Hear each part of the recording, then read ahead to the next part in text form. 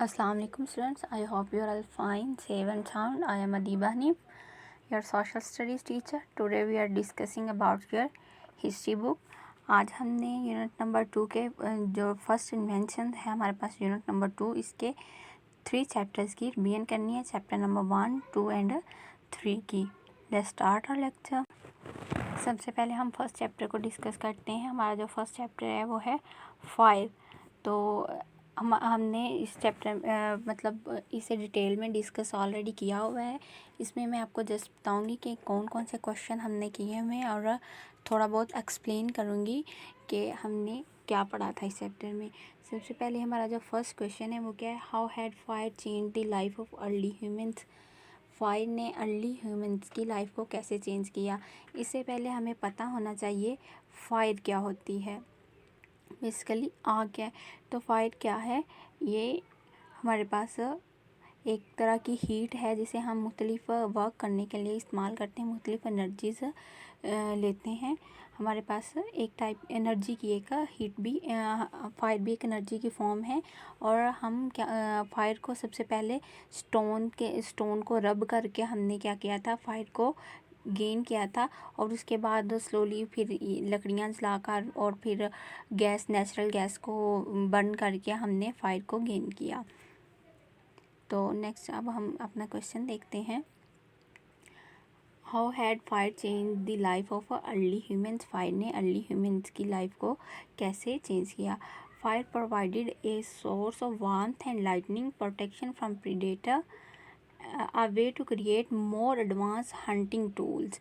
Mean क्या किया, जो फायर थी इसने हमें वार्मथ मतलब ठंड में वार्मथ गर्मी दी, हरारत दी, लाइटनिंग प्रोवाइड की मतलब रोशनी, प्रोटेक्शन प्रोवाइड की और प्रोटेक्शन फ्रॉम प्रीडेटर मतलब रात के वक़्त जो प्रीडेटर थे, शिकारी थे, उससे इंसानों को प्रोटेक्शन प्रोवाइड की और मोर एडवांस हंटिंग टूल। और इसके ज़रिए जो हंटिंग टूल्स थे वो ज़्यादा एडवांस्ड हो गए थे। And a method for cooking food. और पहले लोग कच्चा खाना खाते थे, मतलब पहले लोग सिर्फ हंटिंग के ज़रिए मतलब हंटिंग के ज़रिए जानवरों के शिकार के ज़रिए ही जो फूड मिलती थी उसे कच्चा ही खाते थे। फिर जो फायर के ज़रिए अब क्या हुआ था, एक कुक करने का मेथड उनके पास आया था। This cultural advances allowed human geographic dispersal, cultural innovations and changes to diet and behaviour. और इन सब ने क्या किया था, मैन का जो इंसान है इसका रहने सहने का तरीका बदल दिया था। और फिर जियोग्राफिकल डिस्पर्सल हुआ और changes to diet to the and behaviour, और लोगों का खाने का तरीका और बिहेवियर चेंज हो गया।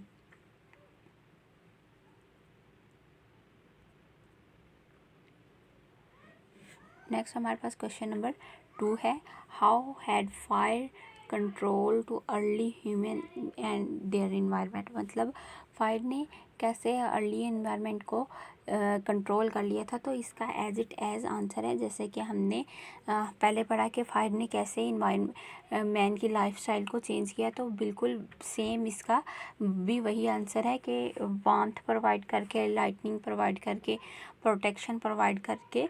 तो इस हिसाब से लाइट ने क्या किया था, ह्यूमन के एनवायरनमेंट को कंट्रोल कर लिया था। नेक्स्ट हमारे पास क्वेश्चन है, क्वेश्चन नंबर 3 है हमारा, how right about any invention that you feel was turning point for human and it change the way they lived और वी लिव्ड। मतलब क्या है, हमने फर्स्ट इन्वेंशन के बारे में लिखना है जिसने जो मैन का वे ऑफ लाइफ चेंज कर दिया था। तो fire is the first invention that we feel was turning point in human and it change the way of living. The discovery of fire meat human could save themselves from harmful creature. इससे क्या थे कि लोग मतलब जो harmful creature थी उनसे क्या थे, खुद को प्रोटेक्ट कर सकते थे। और उसके बाद और जो लोग थे वो उन्होंने कोल्डर रीजन में भी रहना स्टार्ट कर दिया था, क्योंकि पहले कोल्डर रीजन में वो ठंड के बाइस वहाँ सरवाइव नहीं कर पाते थे। तो अब जब फायर का इन्वेंशन हुई तो फिर वो फायर से वार्मथ ले लेते थे और उन्होंने उन जगह पर भी रहना स्टार्ट कर दिया। अब पहले क्या होता था, जो उनकी एक्टिविटीज़ थी वो जस्ट रात तक रहती, मतलब डे टाइम तक थी, और रात को वो कोई भी एक्टिविटी नहीं कर सकते थे। एक तो अंधेरा होता था और दूसरा उन्हें ख़तरा होता था हार्मफुल क्रिएचर से। तो लाइट के ज़रिए अब वो उन हार्मफुल क्रिएचर से खुद को प्रोटेक्ट भी कर सकते थे और लाइट भी हासिल कर लेते थे, और इससे उनकी जो नाइट टाइम की एक्टिविटीज़ थी वो भी जारी रहती थी। ओके स्टूडेंट्स, यहाँ हमारे पास ये हमारा 5 चैप्टर कंप्लीट हो गया। अब हम इसकी वर्कशीट को देख लेते हैं।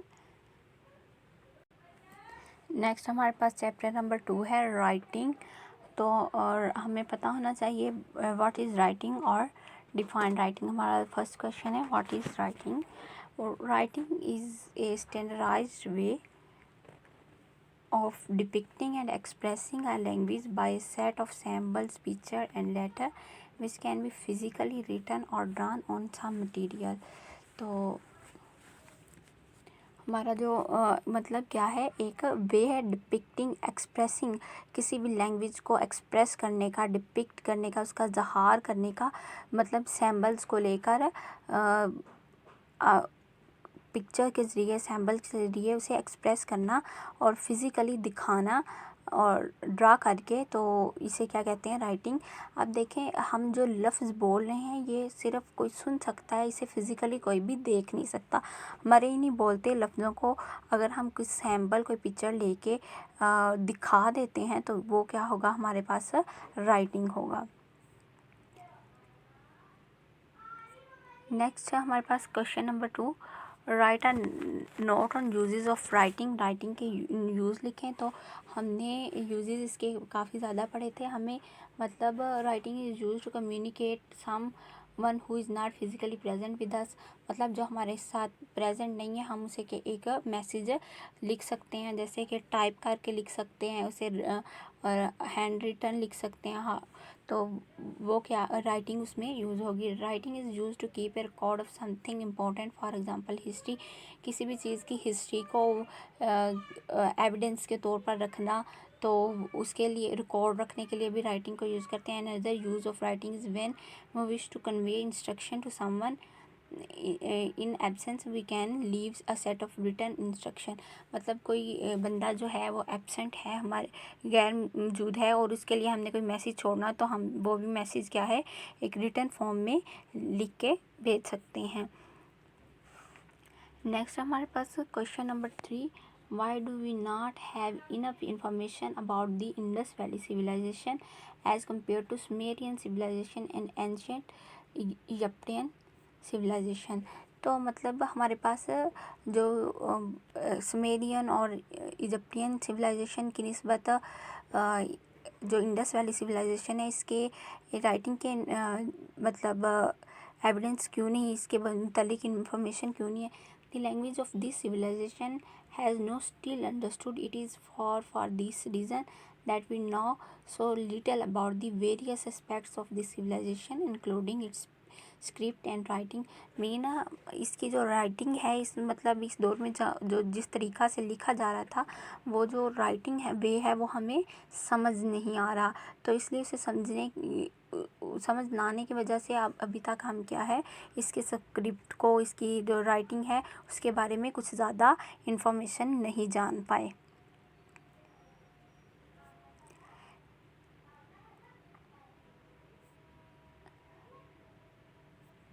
नेक्स्ट हमारे पास क्वेश्चन नंबर 4 है इसी चैप्टर का, लास्ट क्वेश्चन है ये। The early writing style were pictorial comparing to the conventional writing style, how are they different और सिमिलर, एक्सप्लेन। वो सिमिलर कैसे थे और डिफ़र कैसे थे। The Sumerian cuneiform writing system started from simple images and developed into more complex symbols. Cuneiform system of writing because completely extinct and later was replaced by modern system of alphabets। ये मतलब इसलिए थोड़ा different था। जो start था वो images में क्या था, इमेजेस से शो हुआ था, स्टार्ट हुआ था इमेजेस से और फिर कॉम्प्लेक्स सैम्बल्स में चला गया था, और सैम्बल से फिर वो क्या हुआ, मॉडर्न जो मॉडर्न सिस्टम है सुमेरियन में क्या था, सैम्बल्स में आया, लेकिन जो मॉडर्न सिस्टम है वो कहाँ क्या डिफरेंट कैसे है, उसमें अल्फ़ाबेट्स यूज़ होने लगे थे। तो इसलिए सुमेरियन और जो कन्वेंशनल है मॉडर्न सिस्टम है वो थोड़ा सा डिफरेंट था। कन्वेंशनल में क्या था, मॉडर्न सिस्टम में क्या था, अल्फ़ाबेट्स यूज़ होते थे, और जो सुमेरियन था उसमें इमेजेस से कॉम्प्लेक्स सिंबल्स यूज़ होते थे। ओके स्टूडेंट्स, आपका ये चैप्टर नंबर 2 भी रिवाइज हो गया। आपके चैप्टर नंबर 1, 2 और 3 की से रिलेटेड कोई भी आपके पास वर्कशीट नहीं है।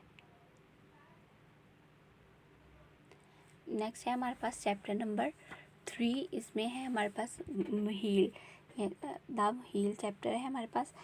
चैप्टर को डिस्कस करने से पहले आपको पता होना चाहिए हील क्या होता है। अब wheel is a circular component that is intended to rotate on an axle bearing. ये इसका क्या है, सेंटर वाला बेरिंग है, और ये इसके इर्द गिर्द क्या करता है, रोटेट करता है। The wheel is one of the main component of the wheel and axle which is one of the 6 simple machines. मतलब ये इसे एक मशीन की तरह ट्रीट किया जाता है। ये भी सिंपल मशीन में से एक मशीन है। Wheel in conjunction with axle allow heavy object to be moved easily, facilitating movement or transportation while supporting a load or performing labor in machine। मतलब ये मशीन के लेबर के तौर पर भी काम करता है, और चीज़ों को एक जगह से दूसरी जगह मूव करने के लिए भी हम इसे यूज़ करते हैं। Wheel are also use for other purposes such as ship wheel, steering wheel and potter wheel and flywheel. मतलब इन्हें और भी तरीकों में इस्तेमाल किया जाता है, जैसे शिप व्हील जो कि जहाज़ों में इस्तेमाल होते हैं, स्टीयरिंग व्हील जो कि हमारी गाड़ी वगैरह के स्टीयरिंग होते हैं उनके व्हील, पॉटर व्हील जिस पे बर्तन बनते हैं। व्हील का सबसे पहला जो यूज़ हुआ था वो पॉटर व्हील के तौर पर ही यूज़ हुआ था। इसे मट्टी के बर्तन बनाने के लिए इस्तेमाल किया गया। फ्लाई व्हील मतलब जो हवाई जहाज़ के व्हील वगैरह होते हैं।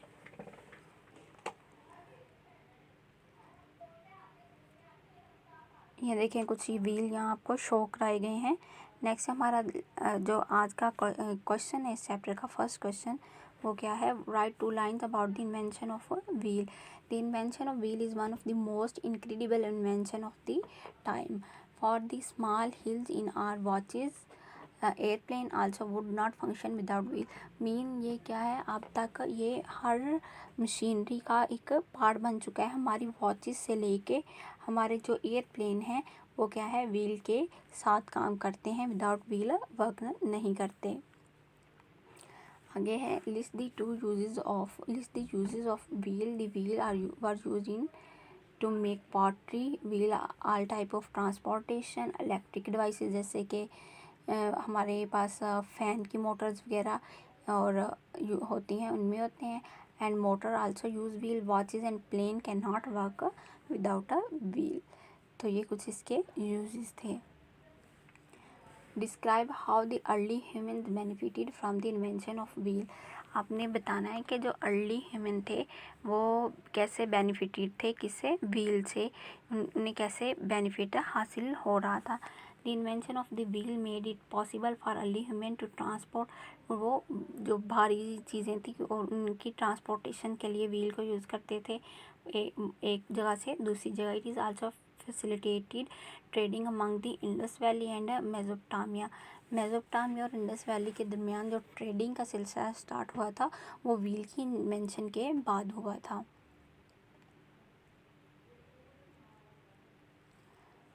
Next question, describe how the Indus valley was a sophisticated civilization। Indus valley was one of the most sophisticated civilization of your time and perhaps one of the first people to use it freely, spinning wheel with sport and they need to sport good for trading। मतलब उन्होंने, ये वो लोग थे जिन्होंने सबसे पहले spinning wheel को यूज़ करना स्टार्ट किया था, और जो इनके ही जो इंडस वैली सिविलाइजेशन है इसी में ही ट्रेडिंग का जो सिलसिला था वो स्टार्ट हुआ था। ओके स्टूडेंट्स, आपका ये चैप्टर यहाँ कंप्लीट हो गया।